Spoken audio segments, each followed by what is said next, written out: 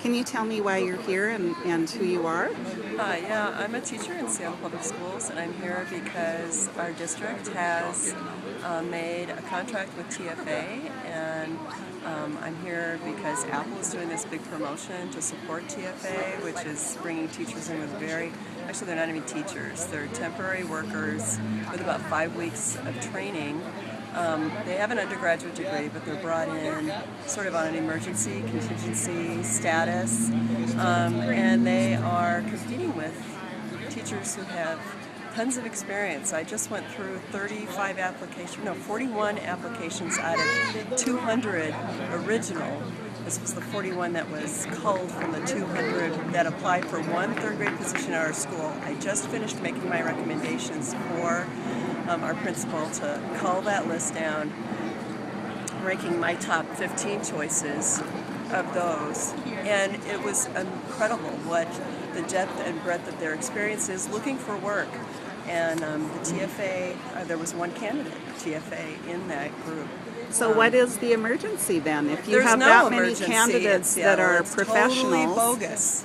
It is totally bogus. So who's creating this TFA thing? What's the deal with TFA? I think behind it is a lot of the big money people like Gates and Broad and the Waltons, etc., who are seeing this as a way to infiltrate the education profession and degrade it and break it up so that they can privatize public education. So in your classrooms in Seattle, do you have children that have special needs? Do you have children that are English language learners and behavior problems? Of course, yes. So do the TFA faux teachers have any training whatsoever in how to handle those children and teach them to their best of their abilities in their they classrooms? get 5 weeks. But what's their 5-week training? Do you know? I have a master's in teaching, and in that we had probably about 3 quarters. That would be, they're 10-week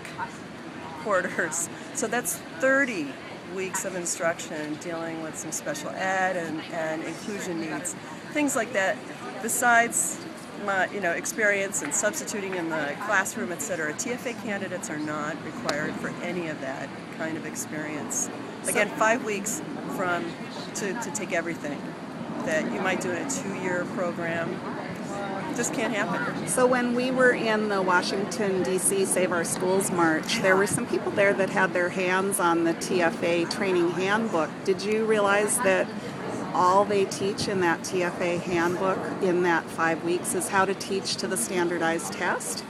No, I did not. That's what their training is. Okay, so I think what they're seeing, and this again, we're seeing this as a big experiment. I think Bill Gates has been doing a lot of this with education, and he's got so much money that he can funnel it in all of these different pockets.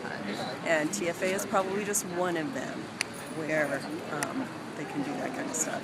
Did you know that Bill Gates is behind the Office of Instruction and Improvement?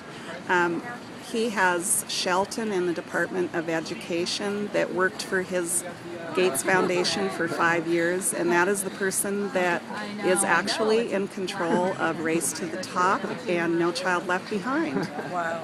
No, I didn't know that, but I'm not surprised for some reason. Look it up at the site called AllGov. It is quite telling. That's really who is in charge. So is that like all.gov or? Just AllGov. Oh, okay. Just look that up and you'll find that Bill Gates is behind No Child Left Behind and Race to the Top. Wow. Amazing, huh? Disturbing. Very disturbing. Disturbing. So who teaches for America? The teachers and the parents, of course. So combined with those, that's what we really want in our classrooms. Our parents, I don't see any parent in my school who is going to be satisfied with bringing in somebody who is non-credentialed to teach their kids, who has some emergency certificate. We are not in some hard-to-reach place. We have fantastic accredited universities surrounding our city that are constantly putting out top-notch graduates. And it's just ridiculous that we think we need somebody who's got 5 weeks of training to come in.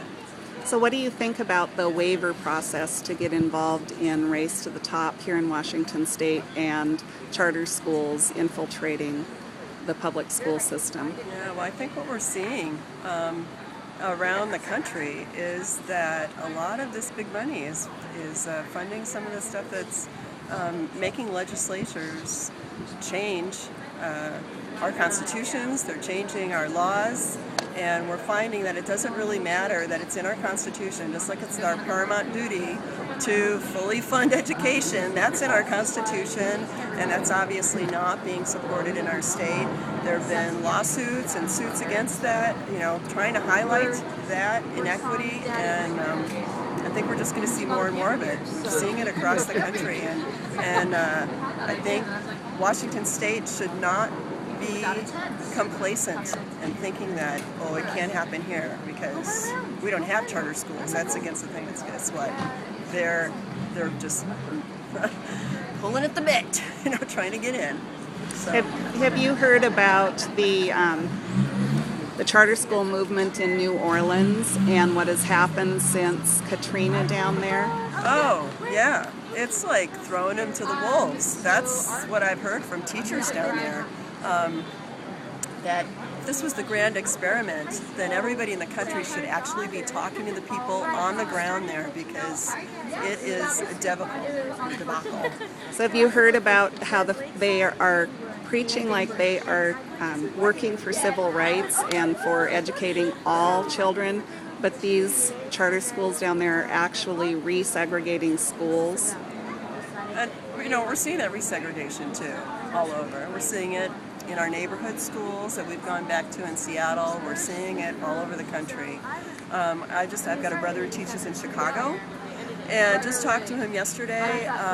Their enrollment, and he's in a middle school, is going down. They do have charter schools in Illinois, and of course that's where Arnie Duncan was from Illinois. So they know what he's like.